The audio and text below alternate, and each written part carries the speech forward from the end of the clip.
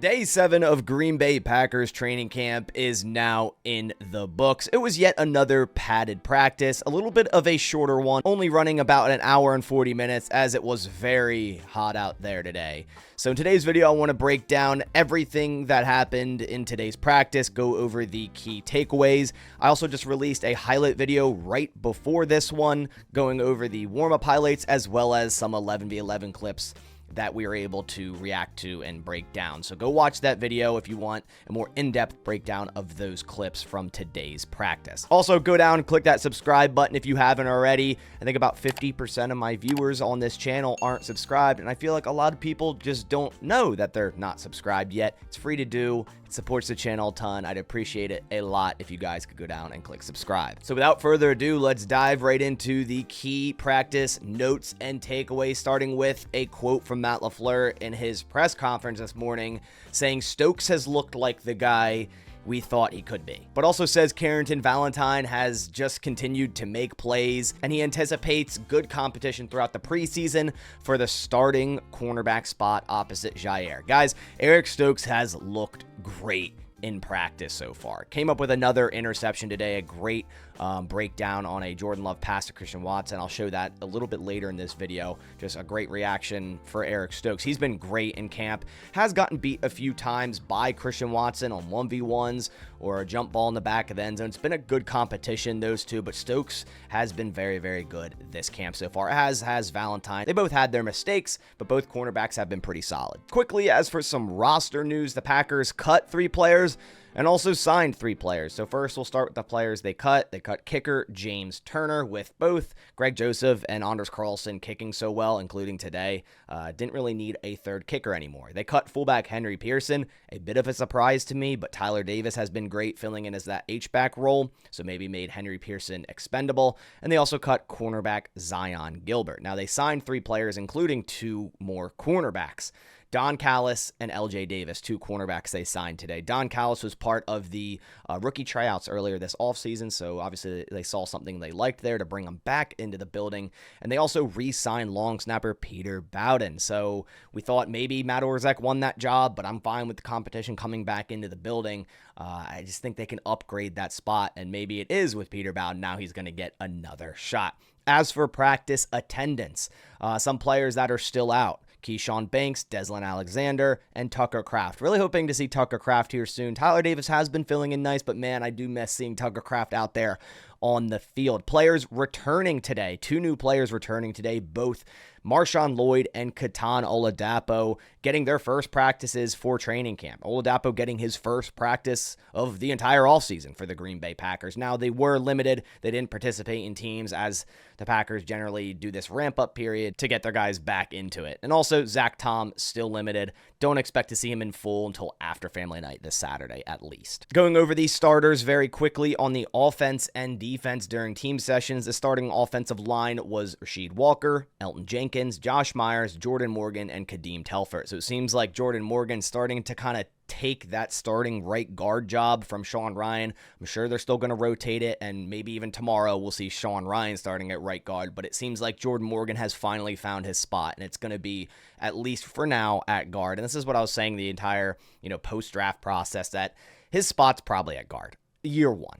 In the future, sure, could be at tackle, but year 1, I think he gets on the field by playing guard. So it's nice to see him finally stick at a spot. Second team offensive line was Andre Dillard, Royce Newman. That is a terrifying left side of the offensive line. You should just do design rollout to the right every single time if that ends up being the left side of your offensive line. Monk at center, and then Tenuta at right tackle, but Glover rotated in for Luke Tenuta. As for the defense, a little bit of a different defensive line in terms of the interior. It was still Gary and Smith on the outside, but on the inside, Colby Wooden got the start with Kenny Clark. He gained some weight this offseason and has been rotating in and out at multiple positions. A lot of these defensive linemen have a ton of versatility. Nice to see, Colby Wooden get some needed snaps today. The linebackers were the same as always: Eric Wilson, Quay Walker, Isaiah McDuffie. Corners, the exact same: Eric Stokes and Jair. And the safeties started as McKinney and Evan Williams. They've been rotating that second guy around a ton. Going over some of the 1v1 takeaways, some main takeaways here. Romeo Doubs beat Jair on a slant. He actually beat Jair in 3 straight reps. Romeo Dobbs was great today. It has been great all of camp. Musgrave and Xavier McKinney had a good matchup. I believe they split 2 for 2.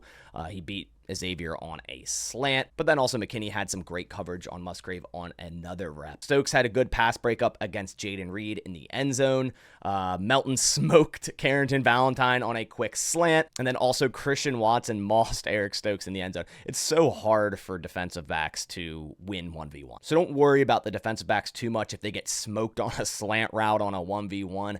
1v1s are set up for the offense to win in terms of wide receiver versus defensive back. Now moving on to the offensive notes from today's practice.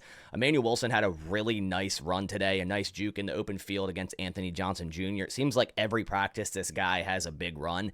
He's probably had the most collective big runs of the entire training camp. There's also a big run for Josh Jacobs up the middle, kind of the first massive run we've seen from Josh Jacobs. It was a nice misdirection play where he made one cut, then bounced it out to the right and got up the sideline there. It was also, like I said, a great day for Romeo Dobbs, making impressive catches. He had a really nice crosser against Carrington Valentine that went for probably a would-be touchdown, but then also had a quick out route versus Eric Stokes in red zone period and went up and got, touchdown catch and did a nice job snagging a ball out of the air and also dragging his feet for a touchdown. It was a better day for Sean Clifford. It's been really, really rough during this training camp, but it was a better day for him. He threw multiple touchdown passes in team sessions with the second team, probably because he's back with the second team, making it a little bit easier, not going against all this talent on the first team. He found Bo Melton and also Hicks for touchdowns in team periods. Another thing of note on the offense, there was a play where they ran a trips right with a motion Jaden Reed slant underneath. Great route combination where they had a level system over top with Wicks running a deep out and Luke Musgrave running a deep corner.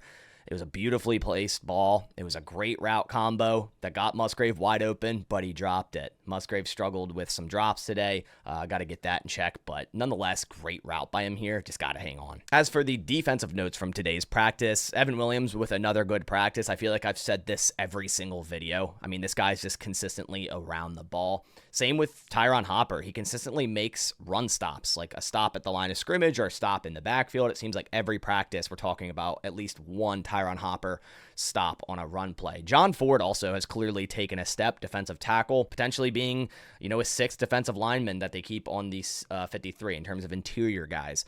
He's been impressive against the run, just another run stopper type of defensive lineman, similarly to TJ Slayton. Carl Brooks completely reset the line of scrimmage on a play versus Jordan Morgan on a run play. Carl Brooks, man, you guys know how high I am on him. Excited for year 2 of Carl Brooks.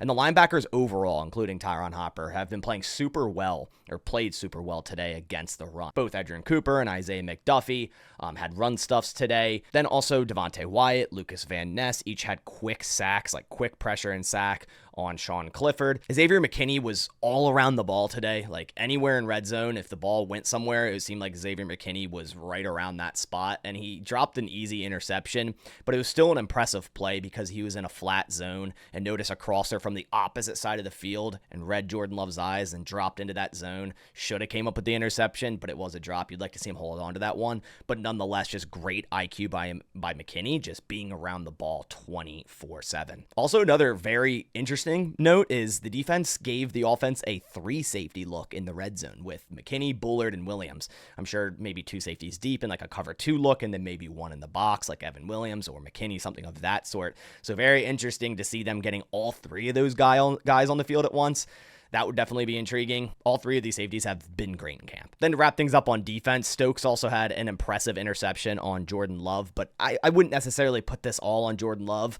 It was a very, very poorly ran route by Christian Watson. I'll have the clip up on the screen. You guys can, judge for yourself, but almost looks like Watson ran that 50%.